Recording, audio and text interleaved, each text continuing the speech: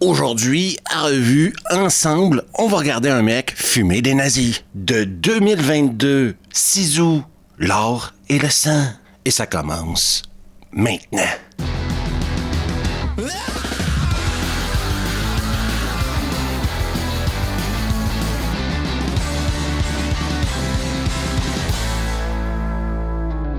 Salut toi qui souhaiterais dire adieu aux sous-titres. Savais-tu qu'il existe une application d'apprentissage de langage hyper simple et facile d'utilisation? Rosetta Stone. Comme certains le savent, il y a quelques mois, j'ai commencé à apprendre l'irlandais. Eh bien, je regardais une série sur Netflix qui s'appelle House of Guinness. Dans cette série-là, ils parlent irlandais et j'avais pas besoin de toujours lire les sous-titres pour comprendre ce qui se disait. Merci, Rosetta Stone. Rosetta Stone est simplement la meilleure application d'apprentissage de langage qui existe parce qu'en plus d'être simple, efficace, facile d'utilisation, tu peux l'utiliser sur ton portable, sur ton ordi, sur ton laptop. C'est comme tu veux. Parlant du comme tu veux, l'avantage de Rosetta Stone, c'est aussi ça, parce que tu peux utiliser l'application et apprendre à ton rythme. T'as pas besoin d'attendre d'aller dans un sous-sol d'église une fois par semaine avec un gars que tu connais pas. On n'est plus en 1995, là. En plus, moi, je suis fan de leur phrasebook qui me permet d'apprendre des phrases de tous les jours, pas des trucs que tu n'utiliseras jamais. Et grâce à leur système de reconnaissance vocale, le True Accent, c'est encore plus facile parce que t'es corrigé sur le moment. Ta gorum ata er an ov. Ta gorum ata est un ov. En passant avec Noël qui s'en vient bientôt, pourquoi ne pas faire le cadeau d'une langue à quelqu'un? Est-ce qu'il y a un plus beau cadeau à faire que de dire « Tiens, je te donne une langue ». Eh bien, avec le lien qui est écrit juste ici, qui sera dans la description et les commentaires, vous pouvez obtenir 60% de rabais sur un abonnement Lifetime Rosetta Stone. Ce Lifetime, c'est toute une vie. Donc, avant de faire un cadeau à Noël, posez-vous la question, est-ce que cette personne-là ne mériterait pas une langue? Pensez Rosetta Stone. Le film commence par nous expliquer ce que veut dire Sisu en finlandais. C'est une détermination sans borne qui apparaît lorsque tout espoir est perdu. C'est suivi par une narration qui va mettre les choses en place, comprenez-vous? On est à la fin de la Deuxième Guerre mondiale, on est en Finlande, en Laponie plus exactement, et les nazis commencent à comprendre qu'ils ont perdu la guerre. Sur le bord d'une rivière, un homme, son chien, son cheval regarde quelques petites pépites d'or dans le fond de sa main.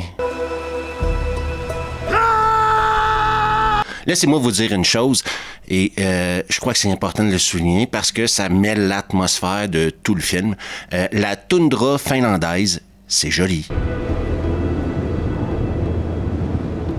Notre protagoniste va tomber sur un filon d'or assez énorme pour changer sa vie. Voyez que des fois dans la vie, il y a des choses bien qui arrivent à des gens bien. Ça va lui donner une raison de se laver, OK? Donc, il va se laver, il va préparer son cheval, ramasser tout son or et partir vers la grande ville. Le truc, c'est que sur la route, il y a des nazis. Des saloperies nazis.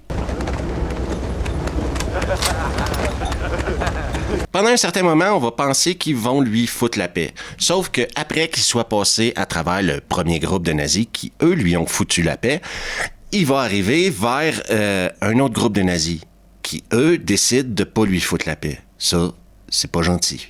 Descends de ton cheval! Comme la bande de rockleurs qu'ils sont, ils vont décider de s'amuser à tirer sur son chien.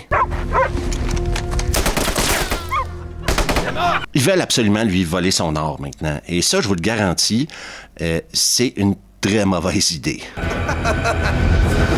Merci! Voyez ce visage-là, là? Celui-là, là.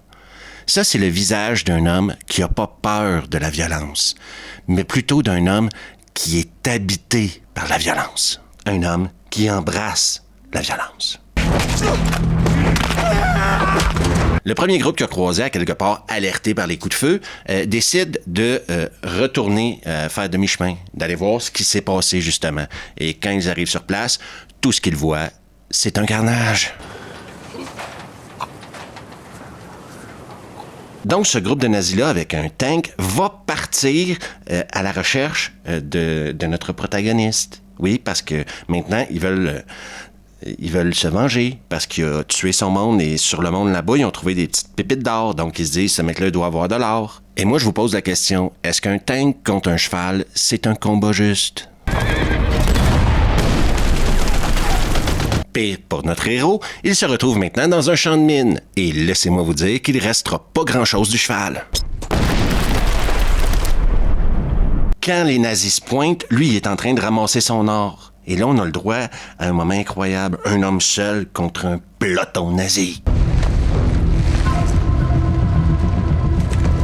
Le gars, OK, c'est Capitaine Finlande. Pas de farce. Ce plan-là est juste génial. En passant, quand tu commences à utiliser des mines comme des grenades, c'est que t'es un gars dangereux. Très dangereux.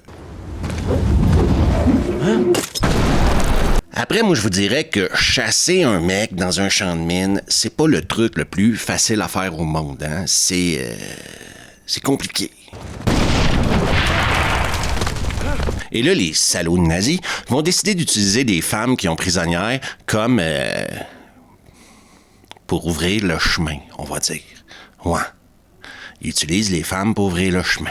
Et c'est pendant que les femmes font le gros du boulot et prennent tous les dangers qu'on va en apprendre plus sur notre héros, un ancien commando nommé Atami. Un homme qui s'appelle Atami Korpi. C'était un commando finlandais. Le gars a fait la guerre de l'hiver, OK? Les Russes avaient même un nom pour lui. Il l'appelle Koshai. L'immortel.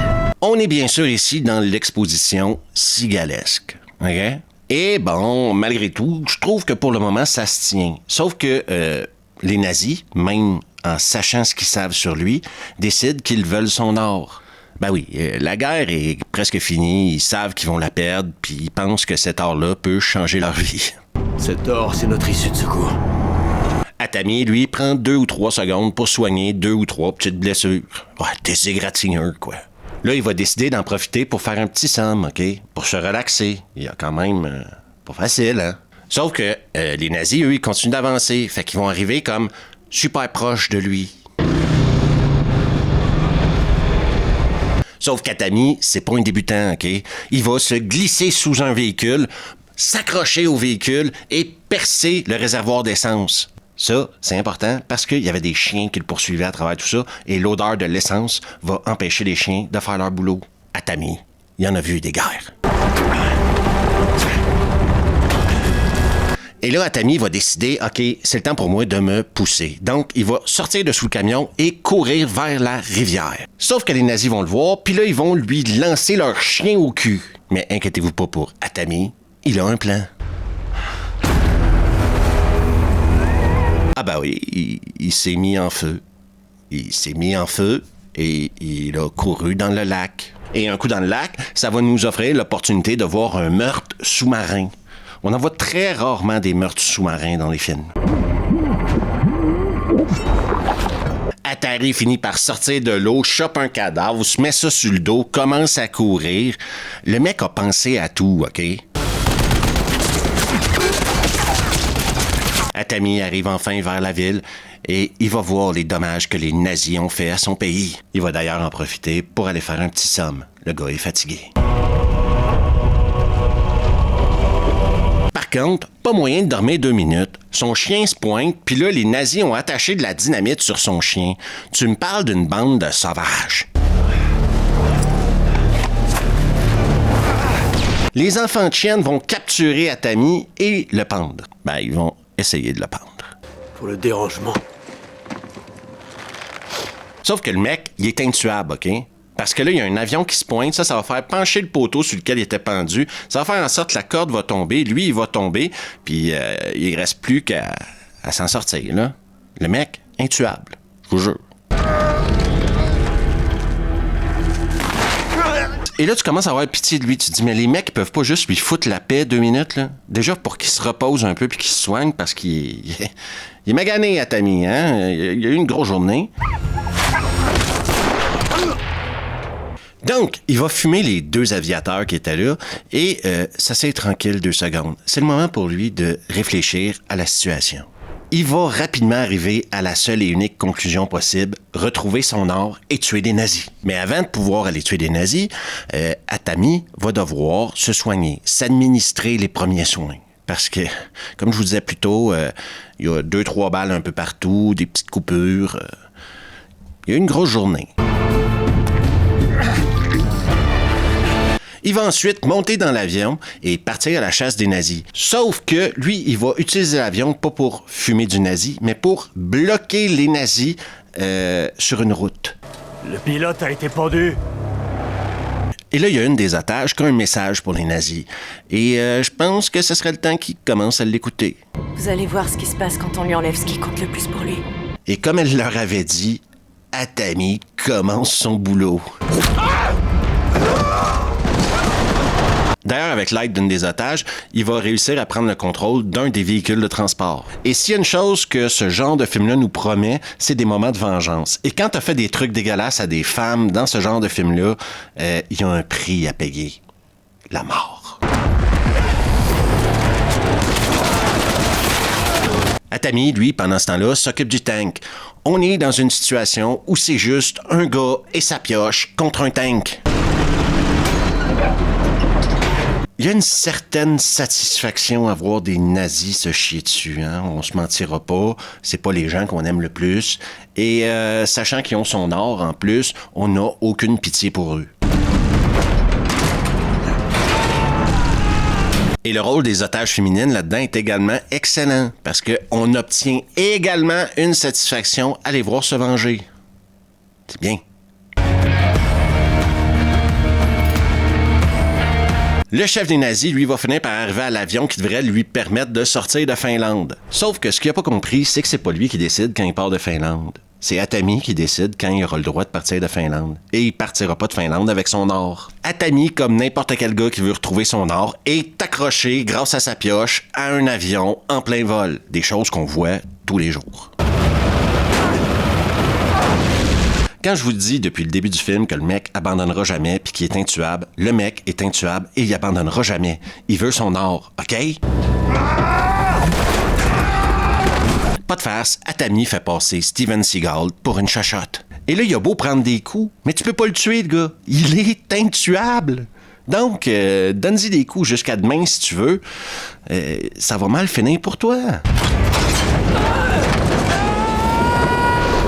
Non seulement il finit par récupérer son or puis tuer le mec, mais là en plus, il faut qu'il survive à l'écrasement d'un avion. Pas facile, hein? Et ça, ben c'est la fin de Sisu, l'or et le sang. C'était Leita. Isoyo.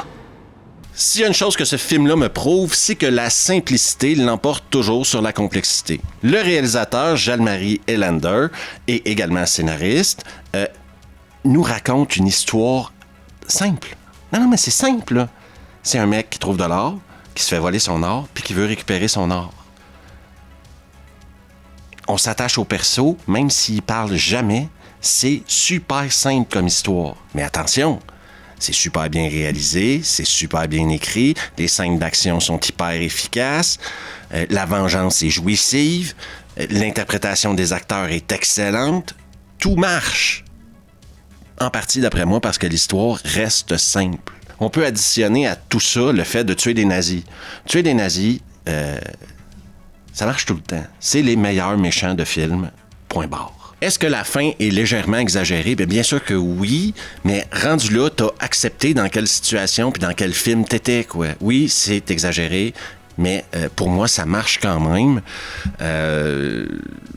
Ce film-là, il marche, quoi. C'est tellement rare de voir des bons films d'action que quand il y en a un bon, puis celui-là, il y a uniquement 3 ans, on peut le célébrer aussi. Dire oui, ça, c'est un très bon film d'action. Vous pouvez le trouver sur Prime, je crois, en France, en Suisse et en Belgique. Au Canada, j'ai aucune idée sur quelle plateforme il est. Et je dirais qu'en plus, c'est un film qui a pas l'air d'avoir un budget énorme. Et c'est là que tu vois que quand t'as un mec qui a une bonne idée, une idée simple, encore une fois, et qui la suit, et que c'est lui qui réalise, c'est lui qui l'écrit, et il sait ce qu'il veut montrer aux gens, t'as peut-être pas besoin d'un budget gigantesque pour raconter une bonne histoire. si vous n'avez pas vu Sisu, vous ne saviez pas que le film est sorti, je vous le conseille énormément. Le 2 arrive bientôt. Je suis très rarement hypé pour des suites, mais je suis curieux de voir ce qu'ils vont faire avec Sisu 2. Je vais clairement le regarder, je veux aller le voir. Le mec a réussi à attirer mon attention. T'as mon attention. OK? Sinon, si vous voulez supporter la chaîne, il y a toujours Patreon qui vous offre des vidéos exclusives, sans pub et sans censure. Et toi qui n'es toujours pas abonné à YouTube, vas-y, garde-toi, là. Abonne-toi juste ici, laisse un commentaire, interagis avec la vidéo. C'est la seule chose qui me permet de grandir dans l'algo parce que le hype n'est pas disponible en Suisse. Donc, c'est la vie. On fait avec. En attendant, on se revoit bien sûr la prochaine fois.